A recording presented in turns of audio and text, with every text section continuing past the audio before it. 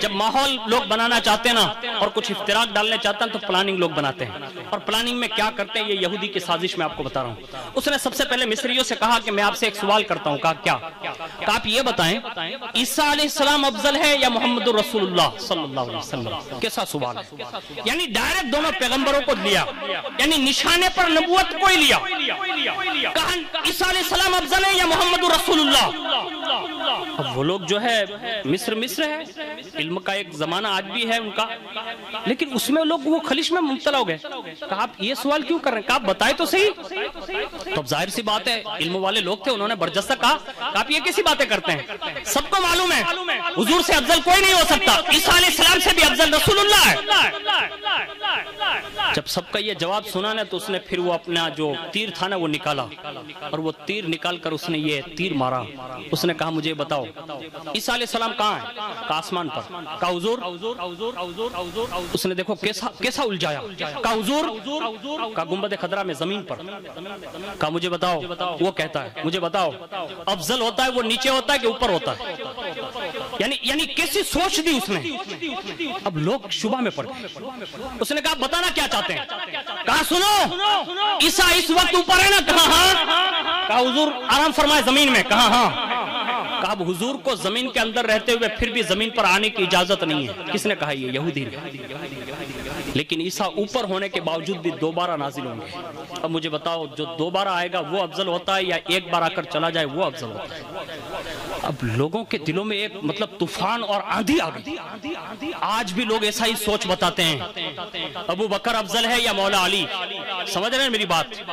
غور سے سننا، کبھی بھی ادھر سے ادھر ہونے کی کوشش نہ کرنا، اس لیے کہ صحابہ اور اہل بیت اسلام کی دونوں آنکھیں ہیں، دونوں ستون ہیں۔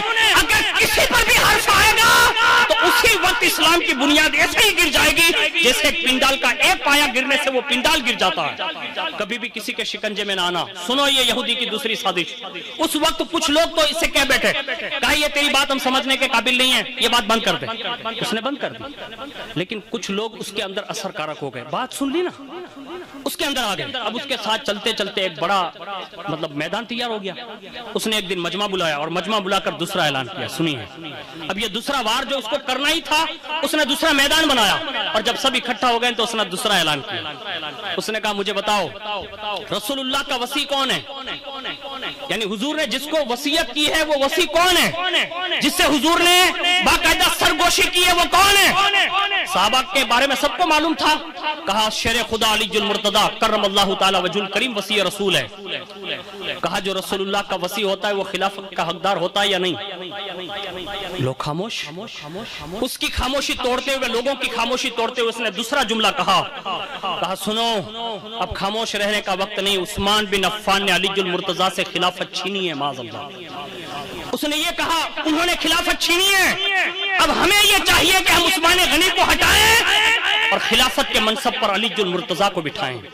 مجھے بتاؤ یہ صحابہ کے درمیان سب سے پہلا فتنہ ڈالنے والا کون تھا؟ یہودی تھا، اور اس عبداللہ ابن سبا کی یہ سازش کارگر ہوئی۔ لوگ اس کے طرفدار ہوئے، اور جیسے طرفدار ہوئے تو اس نے منصوبے بنائے۔ کہا اس کو ہم ہٹائیں گے کیسے؟ کہا ایک کام کرو۔ کہا کیا؟ کہا ان کے حاکم کی شکایتیں لکھو۔ سب نے حاکم کی شکایتیں لکھی۔ حضرت عثمان غنی کے پاس خطوط پہنچنا شروع ہو گئے، یہاں تک کہ اتنے خطوط جمع ہوئے، یعنی بصرہ، کوفہ، مصر، اطراف و اکناف میں جہاں کہیں بھی یہ خلافت کی طرف سے حاکم تھے سب پہنچ گئے۔ اور جب چاروں طرف سے خطوط آئے نا تو حضرت عثمان غنی نے قاصد کو لکھ کر بھیجا۔ کہا جہاں جہاں سے بھی خط آئے ہیں سب کو جواب دو۔ سب کو جواب دیا گیا۔ کہا سب کے سب اس بار حج کے موقع پر حاضر ہو جائیں، میں حاکموں کو بھی بلاؤں گا، جو تمہاری شکایتیں ہوں گی سنی جائے گی، اور جو حاکم معزول کرنے کے قابل ہوگا میں حج کے موقع پر مکہ شریف میں رہتے ہوئے سارے حاکموں کو معزول کر دوں گا۔ جواب پہنچ گیا۔ حج کا موقع آیا، حضرت عثمان غنی اپنے صاحبوں کے ساتھ تشریف لے گئے، اور جیسے ہی حج کے موقع پر سارے کے سارے لوگ حاضر ہوئے، لیکن یہ بدبخت لوگ جو ابن سبا کے اس میں تھے نا وہ کوئی نہیں آئے۔ حاکم آئے، لیکن حاکموں کو تو خط ملا تھا امیر المومنین کا، سب آئے، لیکن شکایت کرنے والے میں سے ایک بھی نہیں آیا۔ حضرت عثمان غنی رضی اللہ تعالیٰ عنہ سمجھ گئے کہ یہ کسی دشمن اسلام کی سازش ہے۔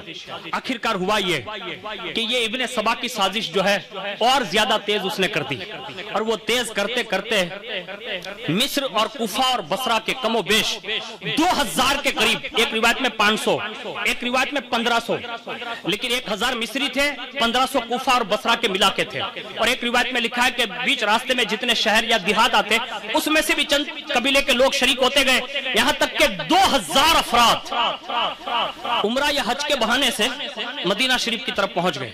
और जैसे मदीना शरीफ पहुंचे ना तो उन्होंने जाते ही डायरेक्ट हजरत उस्मान गनी रज़ी अल्लाह ताला अन्हु के घर का मुहासिरा कर लिया।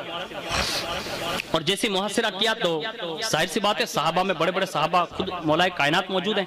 मौलाए कायनात बाहर तशरीफ लाए, इरशाद फरमाए ये क्या है?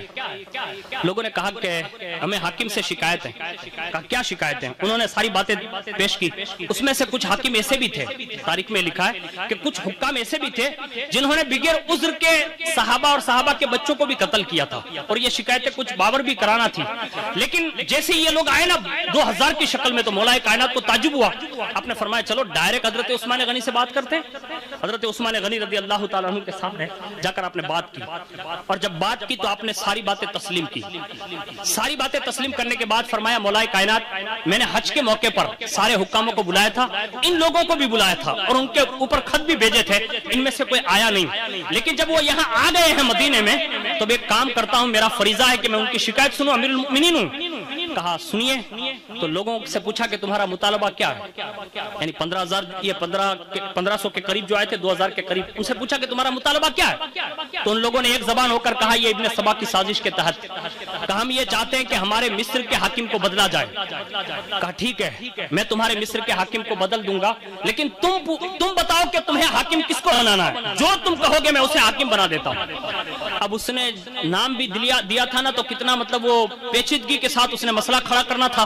तो उसने कहा कि तुम वहां पूछे ना कि किनको खड़ा करना है तुम्हारा हाकिम, तो कहना अबू बकर का बेटा मोहम्मद इब्न अबू बकर। ये मोहम्मद बिन अबू बकर हजरत अस्मा बिनते उमैस के बेटे हैं, सिद्दीक अकबर के बेटे हैं, लेकिन पाला उन्हें मौलाए कायनात ने, यानी परवान वो वहीं चढ़े हैं। तो कहा कि मोहम्मद बिन अबू बकर को बना दो।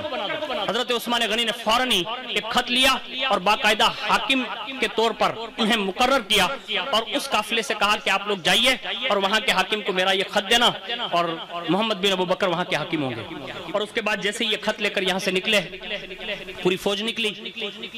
और उसके बाद हजरत उस्मान गनी का एक रिश्तेदार था जो बनु उमैया से ताल्लुक रखता था, आपके साथ ही बतौर मुशीर रहता था, लेकिन वो ऐसे ही था जैसे कि आस्तीन का सांप होता है। उसने अपना वो तेवर दिखाया और उसने बदबख्ती का वो मतलब तीर मारा कि उसने वहीं से एक खत लिखा खुद से और एक उस्मान गनी के गुलाम को बुलाया।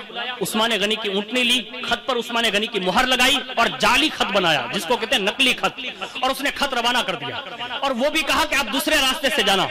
जैसे ये लोग ये रास्ते से निकले, ये गुलाम इधर से निकला, वो रास्ते दोनों एक जगह इकट्ठे हुए, देखा कि गुलाम आगे आगे जा रहा। लोगों को शक हुआ कि कोई मसला खड़ा हो रहा है, इसे रोका जाए। और जैसे उसको रोका, तलाशी ली गई, उसने अपनी बात छुपाने की कोशिश की। आखिरकार जो साथ में लोग थे मदीना शरीफ के भी, उन्होंने पहचान लिया। कहा हो ना हो ये उस्मान गनी का गुलाम है, ऊंटनी भी उस्मान गनी की है, इससे ये बावर कराना चाहिए। जब पूछा ना कि ये ऊंटनी किसकी है, कहा उस्मान गनी की। कहा तुम किसके गुलाम हो? कहा उस्मान गनी के। कहा तो तुम कहां जा रहे हो? कहा कि मिस्र। तो कहा तुम राज की कोई बात लेकर जा रहे हो। जब तलाशी की गई ना तो पूरे जिस्म में कोई तलाशी में कुछ ना मिला, उसके साथ में जो मशकीजा था ना खाली, उसके अंदर वो खत मिला। और जैसे मोहम्मद बिन अबू बकर और उन सारे लोगों ने पढ़ा ना तो फिर एक तूफान और आया और वो वहीं से वापस पलटे, मिस्र नहीं गए और सीधे मदीना शरीफ में आकर हजरत उस्मान गनी रज़ी अल्लाह तबारक व तआला अन्हु के घर को इन लोगों ने फिर से घेर लिया। और जैसे ये घेरा हुआ तो रिवायतें ये बयान करती हैं, सबसे पहले नंबर पर आपके घर को कमोबेश पहले 7 दिन तक जो है बंद कर दिया गया। घर में बंद रहते हुए 8 दिन तक, यानी 7 रोज जो गुजरे उसमें रोजाना हजरत उस्मान गनी रज़ी अल्लाह ताला अन्हु रोजे से रहने लगे। 8 दिन गुजरने के बाद जब प्यास की शिद्दत बढ़ी तो हजरत उस्मान गनी रज़ी अल्लाह ताला अन्हु ने अपनी खिड़की से अपना चेहरा अनवर बाहर निकाला और फरमाया और आवाज दी कि یہاں علی ہے تو کوئی جواب نہیں آیا۔ دوسری بار آپ باہر تشریف لائے، پھر فرمایا یہاں سعد ہیں تو کوئی جواب نہ دیا۔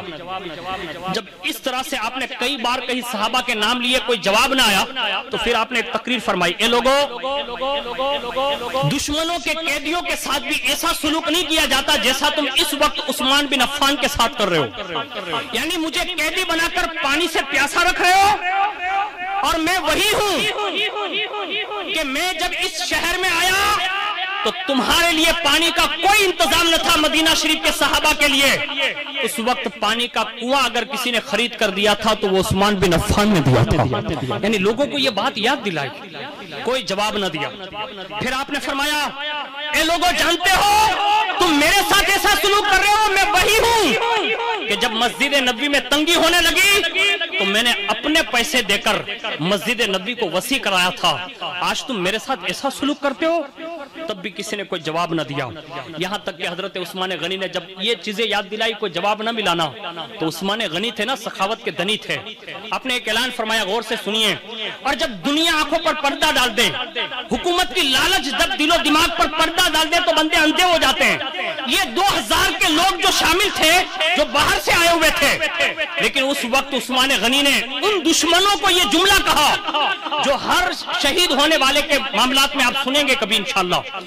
سیدنا عثمان غنی نے یہ جملہ ارشاد فرمایا تھا، کہا ہے لوگوں تم میں سے ہے کوئی ایسا فرد جو عثمان غنی کو صرف ایک پیالہ پلا دے، جب قیامت کے دن مجھے محمد رسول اللہ حوض کوثر کا پہلا پیالہ دیں گے نا تو عثمان اس کے بدلے میں وہ پہلا پیالہ اسے عطا فرما دے گا۔ یعنی ایسے قید و بند کی صورت میں بھی کہا میں حوض کوثر کا پانی پلاؤں گا، ہے کوئی پیالہ پانی کا دینے والا؟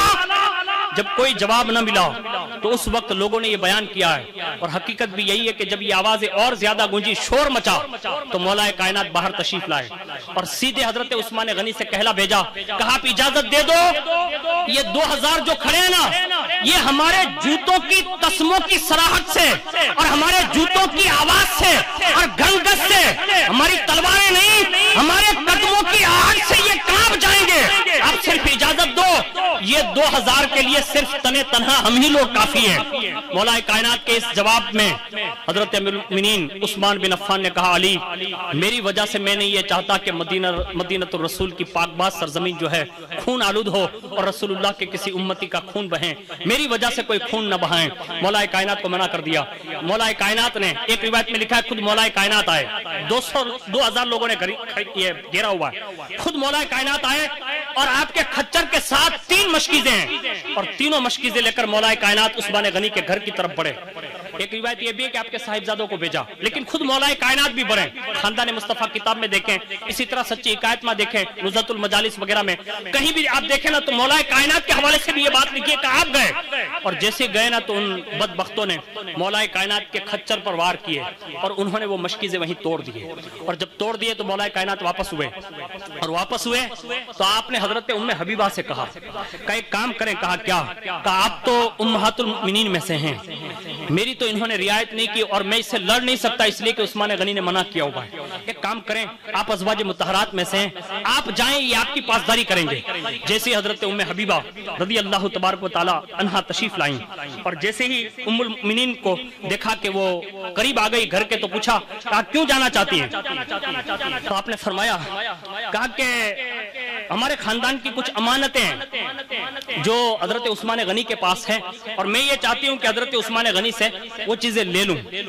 جیسے یہ کہا نا آپ نے کہ میں اس لیے آئی ہوں تو ان بلوائیوں نے جو ہے ازواج مطہرات کو یعنی رسول اللہ کی بیوی محترمہ کو یہ کہا، ہٹ اے جھوٹی، یہ کہا، یہ جملہ کہا اور خچر پر آپ کی لات مارا، یہاں تک کہ خچر سے آپ نیچے تشریف لائی اور آپ بری طرح مطلب گرنے سے بچی اور اپنے آپ کو سنبھالا دیا۔ اور اس کے بعد جو ہے ازواج مطہرات پر جب یہ حملہ ہوا نا تو اہل مدینہ کو بڑا غصہ آیا، اب ظاہر سی بات ہے سب کو پتا بھی تھا کہ گرے ہوئے، بڑا غصہ آیا اور سارے کے سارے ازواج مطہرات کی بے حرمتی کے بعد، مولا کائنات کی بے حرمتی کے بعد سارے کے سارے پھر کھڑے ہو گئے اور اجازت مانگنے لگے۔ کہا عثمان غنی اب تو اجازت دینی چاہیے، اب تو رسول اللہ کی ازواج کی بے حرمتی ہو رہی ہے۔ اور آپ کے جتنے بھی غلام تھے حضرت عثمان غنی کے وہ بھی اسلحوں کے ساتھ کھڑے ہو گئے، کب اجازت دے دیں آپ؟ حضرت عثمان غنی رضی اللہ تعالیٰ عنہ نے فرمایا لوگوں میں نے قریب میں ہی رسول اللہ کو خواب میں دیکھا ہے، یہ اشارہ کیا کہ میں نے قریب میں ہی رسول اللہ کو خواب میں دیکھا ہے۔ جب میں نے حضور سے فریاد کی نا کہ لوگ میرے ساتھ یہ سلوک کر رہے ہیں، حضور نے فرمایا عثمان کیا چاہتا ہے؟ اب سنیے عثمان غنی کا رتبہ حضور کی بارگاہ میں، حضور خواب میں تشریف لا رہے ہیں، لیکن خواب ہمارے اور آپ کے خواب کی طرح نہیں ہوتا، حضور کا خواب میں آنا حقیقت ہوتا ہے۔ حضور نے فرمایا عثمان چاہتا کیا ہے؟ کیا تو یہ چاہتا ہے کہ میں یہ 2000 کے مقابلے میں تیری مدد کروں؟ حضرت عثمان غنی کہتے ہیں اس وقت حضور نے یہ کہا کہ میں تیری مدد کروں، اور میں نے یہ بھی دیکھا کہ حضرت ابوبکر بھی ساتھ ہیں، حضرت عمر بن خطاب بھی ساتھ ہیں، انہوں نے بھی کہا عثمان اگر آپ چاہیں تو ہم دونوں تمہاری مدد کر دیں۔ جب حضرت عثمان غنی نے یہ سنا تو کہا حضور نہیں، تو حضور نے فرمایا کہا عثمان اب انتظار کرو، ان قریب وہ دین آنے والا ہے۔ کہا کیا؟ کہا اب ایک روزہ وہ بھی ہوگا کہ رکھو گے تو دنیا میں افطار ہمارے ساتھ روزے کو سر پہ فرمائیں گے۔ حضور نے یہ بشارت دی ہے اے میرے یارو جھگڑا نہ کرنا، چند روز کی بات ہے، چند روز کے بعد جو ہے دنیا سے ایسے بھی جانا ہے، ایسی نصیحت فرمائی۔ اللہ اکبر، لوگ واپس ہو گئے، اور جب اہل مدینہ کے یہ جذبات دیکھے نا تو مولا کائنات نے ایک انتظام یہ بھی فرمایا کہ دروازے پر حضرت امام حسن اور حضرت امام حسین رضی اللہ تعالیٰ عنہ کو وہاں بٹھا دیا، اور جب وہ شور مچاتے یعنی یہ 2000 آدمی جب ہلہ بولنا چاہتے نا تو یہ شہزادے کھڑے تھے بنو ہاشم کے خاندان کے، اب کسی کی ہمت نہ ہوتی تھی، کیوں؟ اس لیے کہ چند قبیلے کے جوان جو دروازے پر بیٹھے ہوتے وہ جو ہے ہلہ مچا دیتے تو ہو سکتا ہے دوسرے قبیلے آ کر ان کو ڈست و نابود کر دیتے۔ آخرکار بھگدڑ ایسی مچی ایک بار کہ آپ کے شہزادے یعنی مولا کائنات کے شہزادوں میں سے ایک تیر حضرت امام حسن کو بھی لگا، اور لوگوں کو یہ خدشہ ہوا اس معاملے کے بعد کہ اب بنو ہاشم کہیں ہم پر اتر نہ پڑے امام حسن کی وجہ سے، عثمان غنی کا مسئلہ تو الگ رہ جائے گا یا دوسری جنگ چھڑ جائے گی، اس لیے انہوں نے یہ طے کیا کہ اب جلد از جلد یہ کام ہمیں نپٹانا ہوگا۔ اور یہ محاصرے کو کم و بیش ہفتہ بھر کے بعد جو دن بیتے، ایک مورخ نے لکھا ہے کہ 50 دن کے قریب بیت گئے تھے، اور زیادہ مشہور یہ ہے کہ 40 دن بیت گئے تھے، لیکن اس 40 دن کے اندر نہ کسی نے اندر پانی جانے دیا، نہ کسی نے اناج کا دانے جانے دیا۔ حضرت عثمان غنی کی بیوی کہتی ہے کہ اس وقت 40 روز تک میں نے حضرت عثمان غنی کو ہمیشہ روزہ رکھتے دیکھا، یعنی رات بھر وہ قرآن کی تلاوت کرتے اور دن میں روزہ رکھتے، عبادت اور ریاضت کرتے۔ جب ان کا شہادت کا وقت بالکل قریب آیا اور ان مصریوں نے، ان بلوائیوں نے جب چاروں طرف سے یہ طے کر لیا کہ اب کسی طرح سے بھی عثمان غنی کا کام تمام کر دیں، تو انہوں نے دروازے پر دیکھا کہ یہ شہزادے جلوہ فگن ہے، اب وہاں سے تو داخل ہوا نہیں جا سکتا۔ انہوں نے پچھلے حصے سے چھپڑ جو تھا اس کو توڑا، اور اس میں سے 2 بندے یا 3 تقریباً داخل ہوئے۔ اس میں سے پہلے بندے کا یہ نام لکھا ہے کہ سودان بن حمران، یہ پہلا بندہ داخل ہوا، لیکن اس کے داخل ہونے سے پہلے حضرت عثمان غنی کی ایک تقریر لکھی ہے جو مورخین نے بڑے تیز الفاظ میں لکھی ہے۔ حضرت عثمان غنی رضی اللہ تعالیٰ عنہ فرماتے ہیں کہ جب ان لوگوں نے یہ منصوبہ بنا لیا اور 50 دن کے قریب بیت گئے اور کوئی پانی اور دانہ اندر نہ آنے دیا، اب پھر واپس کھڑکی پر آئے اور اپنا منہ باہر نکل کر فرمایا لوگوں تمہیں معلوم ہے کہ میرے بارے میں خود رسول اللہ نے مجھ سے کہا ہے کہ عثمان پہلے کی قوموں نے جب نبیوں کو قتل کیا تو اللہ نے وہ قوموں کو نیست و نابود کر دیا ہے، اور میری امت میں کچھ لوگ ایسے ہوں گے عثمان جب وہ تجھے قتل کریں گے تو تیرے مظلومیت کی بنیاد پر تیرے شہید ہونے کے بعد ان میں سے 80,000 لوگ مارے جائیں گے، یعنی مظلوم کی شہادت جو ہے اس کے بعد یہ انتقام اس سے لیا جائے گا کہ 80,000 کے قریب لوگ مارے جائیں گے۔ اور حضرت عثمان غنی نے یہ واقعہ سنایا، کہا اگر تم نے مجھے قتل کیا تو اب سن لو۔ حضرت عثمان غنی نے یہ بیان کیا، کہا میرے بعد تم میں سے 80,000 لوگ مارے جائیں گے، اور پھر فرمایا خبردار عثمان بن عفان کا قتل نہ کرنا، اس لیے کہ انبیاء کے بعد لوگوں کی قومیں مٹ گئی، میرے بعد تمہارے اندر سے 80,000 لوگ مٹا دیے جائیں گے۔ اور دوسرا جملہ کہا جو تاریخ نے سنہرے الفاظ میں لکھا ہے، حضرت عثمان غنی کا رتبہ بھی یہاں سمجھ میں آتا اور ان کی شہادت کی قدر بھی۔ ارشاد فرمایا سن لو، جب تک عثمان یہاں اس وقت موجود ہے بقید حیات. مدینے کی ہر گلی کو دیکھ لو, مدینے کی ہر گلی میں اللہ کا فرشتہ حفاظت کے لیے بیٹھا ہوا ہے, اور فرماتے ہیں جیسے تم نے مجھے قتل کر دیا, عثمان کے قتل کے بعد یہ فرشتے واپس آسمان کی طرف رجوع کر لیں گے, یعنی یہ واپس ہو جائیں گے. آپ اندازہ فرمائیں, انہیں اس انداز میں ڈرایا لیکن انہوں نے مانا نہیں. آخرکار تین بندے اندر گئے.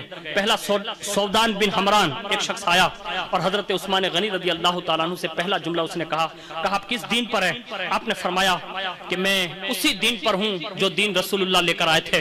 اس نے آپ کی داڑھی پکڑ کر تماچا مارا اور آپ کی جانب ایک تلوار اٹھائی, اور تلوار اٹھا کر آپ نے ہاتھ آڑے کیا, اس نے ایک وار کیا, آپ کا ہاتھ کاٹ دیا.